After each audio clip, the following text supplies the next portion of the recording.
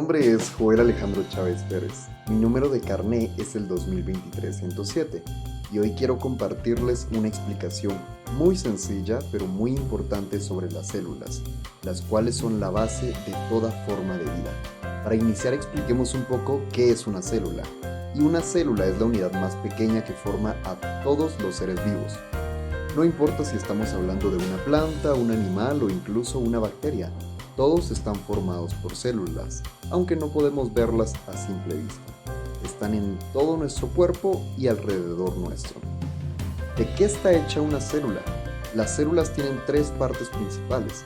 La primera es la membrana celular, que es como una piel que las protege del exterior y decide qué puede entrar o salir. La segunda parte es el citoplasma, el cual es una especie de gel donde ocurren muchas funciones importantes. Y la tercera, pero no menos importante, es el núcleo, ya que ahí se guarda el ADN, que contiene las instrucciones para que la célula funcione y se reproduzca. Pero hay distintos tipos de células. Principalmente hay dos grandes tipos, dependiendo de cómo esté organizado su núcleo. El primero son las células procariotas, las cuales no tienen un núcleo definido. Su material genético está suelto en el citoplasma. Un ejemplo claro son las bacterias. Y luego encontramos el segundo tipo de células, el cual es las células eucariotas. Estas sí tienen núcleo. Y este tipo es más avanzado y lo encontramos en animales, plantas e incluso en nosotros, los seres humanos. Dentro de las células eucariotas hay dos subtipos. Las células animales, las que forman nuestro cuerpo y el de los animales, y las células vegetales, las que forman a las plantas. Estas además tienen una pared celular, que es como una capa extra que las protege, y cloroplastos, que permiten que hagan fotosíntesis. Pero ¿por qué las células son tan importantes? Porque todas las funciones vitales ocurren dentro de ellas.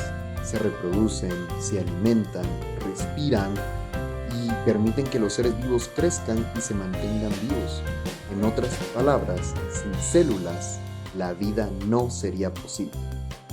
Ahora vamos a hacer un pequeño experimento sencillo para entender cómo es una célula.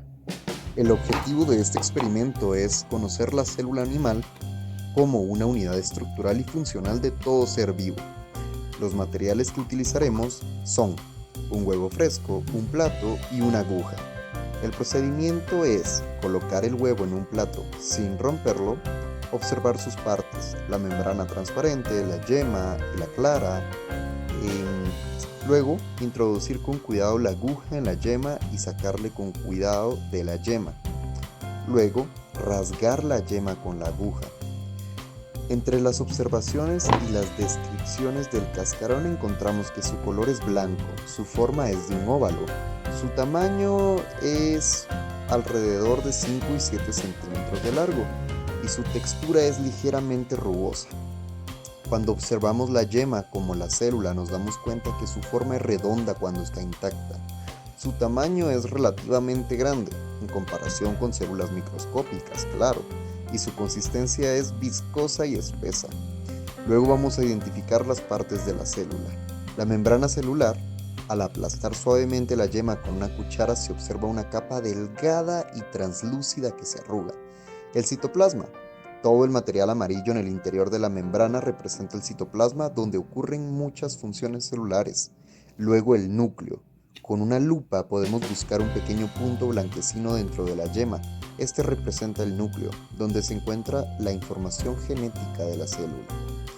Y luego podemos describir un poco sobre lo que observamos en la parte final de la experiencia. Para iniciar podemos decir que la membrana celular es flexible y a pesar de eso es resistente. El citoplasma se mantiene en su lugar dentro de la membrana. Y considero que este experimento y esta experiencia podría mejorarse utilizando una lupa mucho mejor o ya sea un microscopio para poder observar de mejor manera el núcleo. Y asimismo hacer cortes en la membrana celular para ver cómo reacciona al daño y poder ser verificada por medio de un microscopio para llegar a ver lo que el ojo humano no es capaz de ver. Como las células son muy pequeñas, podemos usar algo que todos conocemos, un huevo. Aunque un huevo no es exactamente una célula, tiene partes que nos ayudan a entender cómo funciona una.